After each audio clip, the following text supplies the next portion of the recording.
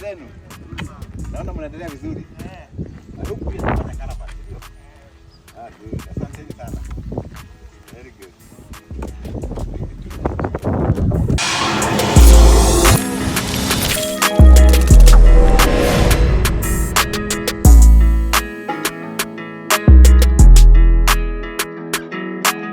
Ati ndagarutse mwiri umwake kazina banyitwa imbere Dieudonne uri mushasha ntibagire kugira like subscribe comment utari mushasha naho ntibagire kugira portage ati rungike na mugenza kugira nawe nyene ashobore kumenya ukuri ati ukuri aho kuri kwa na handi na hanyene ego hanyuma nshimira umuntu wese amaze kugira subscribe ndibaza vuba mu kwezi kuza turashobora gushitsa ibintu bitanu by'aba subscribe by'aba abone urumva ngo ati niteka rikomeye rero turagira subscribe waramaze kugira subscribe ndagushimira aho uri hose ugira umunsi mwiza ibihe byiza ego Imana iguhezagire maze nawe utaragira subscribe ngano karaba video rimwe na rimwe ukazoraza ukaraba ka video Imana nawe guhezagire Imana ihezagire twese ngo ati no munsi ni kuwa Mungu twese tukeneye imigisha ino munsi ngo ati n'ibintu bikaze wibuke yuko irananiye kugurura wibuke yuko maze kuzana laptop ngaha ikicuma ngaha k'ibintu biba bishushe ibintu biba bikaze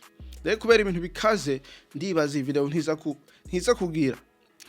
kumara umwanya muremure ego rero birabe kumwanzo gushika kumwisho kubera ivyo tugiye kuyaga singomba ko byo gucika bati n'ibintu bikomeye tugiye kugaruka kuri Mr Fabrice Manirakiza UbakaNation ego ati Murundi agomba kubaka Uburundi burya twese Murundi hahereye hose nagira ishimo kuba Murundi kandi agira ishimo ryo guteza imbere igihugu cacu igihugu c'amata n'ubuke ego rero amakuru mashasha mwaka kanya ngo ati ni day 2 iminsi ibiri aho Mr Fabrice ari muri Kenya yagiye nka UbakaNation ati ni company yubaka construction company ifise real estate inyubako zigihe inyubako za none inyubako ziri modern ego ngo utavyemera ngo genda kuri UbakaNation.com ngo nawe wibonere ivyaka kubera ngo nta handi biri ni UbakaNation ego yagiye muri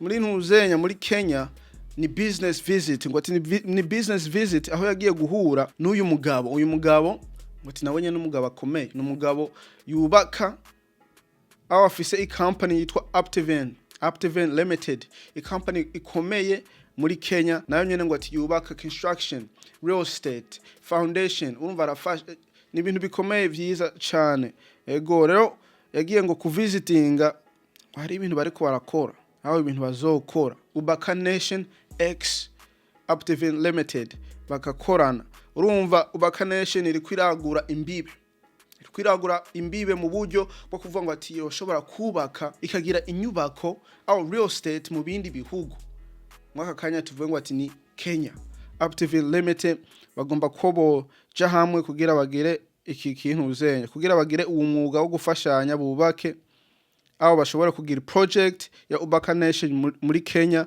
mu ntuzenya ndibaza ni muri real estate yoba afise ni villa au village bagomba kubaka yoba afise uwo mugabo CEO and founder of Optiven ariwe George Wachauli Let go. Amazing. We are right here at Vipingo by Optiven, and guess whom I am hosting? I'm hosting my wonderful friend Fabrice, all the way from Burundi. This is one of the biggest real estate in Burundi, and this guy has a knife for Africa. And because he's here, let him talk for himself, introduce himself. And for us at Optiven, we are excellent, we are happy. And this is Dr. Washiri. Please, karibu sana. Welcome to Vipingo, and you can be able to speak to these thousands of people who are watching across Africa. Thank you, Doctor. My name is Fabrice. I'm here with my colleague, Mr. Engineer, Senior Engineer Eliezer. We are from Burundi. We are UbakaNation Group, Burundi's leading real estate and infrastructure developer. And we are so thrived, we are so honored, and we are so happy to be able to work with Optiven, number one trusted and the flagship of real estate here in Kenya, and look at us within Vipingo, Mombasa. And I'm telling you, we want to turn your dreams into reality. So make sure you get your plot right now. Make sure you choose your house right now. And look at this. This is the man who makes your dream come true. And Wow, thank you. look out, everyone. Fantastic. And by the way, we are right here in the East African coast and Optiven in liaison with the UbakaNation. thank you. We are developing one of the best gated communities in the whole of Africa region and even African. You are in Rwanda, you are in Burundi, you are in South Africa, you are in Kenya, you are in Senegal. You can be able to own a portion of this development, and the UbakaNation is going to develop beautiful estates as they have done good work for you. So are you there? Do you want to live near the ocean? Can you imagine? We are selling the beautiful weather near the ocean. We are 2 miles off the ocean, and the Pingo Prime by Optiven is going to turn your happiness. And if you want to be happy, this is the place to be. Hey, my friend, welcome. Karibu sana. Happy home, Happy homes, happy life. Happy homes, happy life. Rero Mr. Fabrice yagiye muri Kenya, ndabereka ama video maze n'amapicha wirabire ibiriko birakogwa mu ruhande rwa UbakaNation kugira ikorane na Optiven Limited. Ego rero ngaho uri kuraraba ngo ati umunsi wa mbere agenda muri Kenya ahura na George wa Shaeri ari wene yamwakiriye ngo the opportunity in real estate sector in here in Nairobi is enormous. UbakaNation Group and Optiven Limited will soon sign a partnership which will offer a huge investment opportunity in real estate, housing, construction, and lands for both Burundians and non-Burundians, especially in the diaspora. Stay connected. Rero bariko bararondera ngene bogira partnership, ubumwe, gutanguza inyubako shasha za real estate muri Kenya ku Murundi maze n'utari Murundi n'umuntu ari mu mahanga. Vyumvikane vuba barashobora kutwereka ama project inyubako ngira bagomba kuhubaka ahantu aho ibintu bagiye gukora aho hantu, kubera baravuga ngo ati n'ahantu bagiye kuba bagiye kugira uwo mwungo ngo ati nguzobera ahantu hitwa Ocean View Ridge.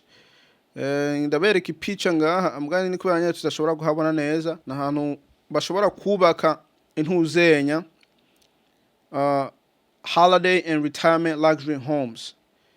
Inzu uvuga ngo zo kushikiramwo cyane mu misi mikuru hamwe n'inzu zo kuruhukiramwo warashaje retirement home. Abantu bikuriye mugani n'inzu zimeze neza za luxury retirement luxury homes, urumva zikomeye zimeze neza. Wifitiye amahero rumusaza aje nihone wo kwibera mu bihe byawe, ego ukarangiza neza. Urumva ngo ati UbakaNation hamwe na Optiven Limited bagomba kugira partnership, umwungane baje hamwe kugira bubake holiday and retirement luxury homes muri ntuzenya muri parasera ngira ngo wovugaho mu kigo citwa ngo ati Ocean View Ridge. Umva n'ibintu bikomeye. UbakaNation wavuga ngo ati bikwiragura imbibe ubu ntiyubaka mu Burundi gusa ahubwo ngo igiye kubaka no mu bindi bihugu, wati Nairobi, Mombasa, Kenya. Ego ibintu vyiza sinzi aya makuru ko wari umaze kuyumva utari bwayumve ari bishasha kuri wewe nugire iyi video like maze ugire na comment. Ni ibintu vyinshi Mr. Fabrice afise ariko arakora vuba. Sinzi ko aravye video yaheruka gusohoka ariko aravuga ngo ati ngo baramwemereye baramuhaye uruhusha baramwemereje yuko ashobora kubaka gutangura phase 1 yo kubaka isoko Buja City Plaza. Kavuga yuko bazogira press uko nuko bakatuganiriza ngene ibintu bimeze. Sinzi ngo azobitubwira ryari ngo azobigira ryari. Urumva naso turakeneye kumenya ingene ibintu bizoba vyifashe mu bihe biri imbere bijanye n'isoko nkuru ya Bujumbura ariyo Buja City Plaza. Mugani ngo tubunaho UbakaNation iri kwiragira partnership yo kugira yuko wavuga ngo ati UbakaNation iri kwiragura imbibe yo gukora mu bindi bihugu ari Kenya kugira bubake luxury and holiday retirement homes muri ntuzenya. Project itwa Ocean View Ridge. Ego umva n'ibintu vyiza wirabira amapicha n'ama video.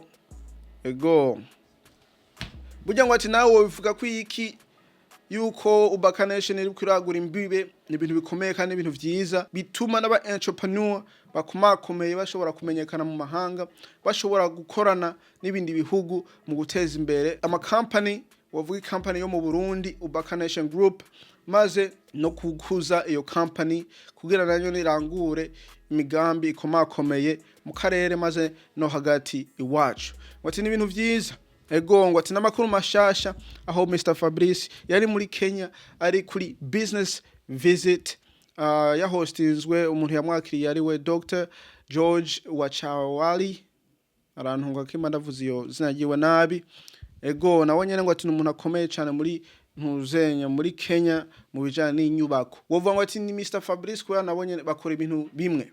Ego aka video karaka andizere ko kaguye neza katakuguye neza hariho kandi kazoza vuba ukitege. Hanyuma ntubagire kugira subscribe, like, comment. Shimira umuntu wese amaze kugira subscribe.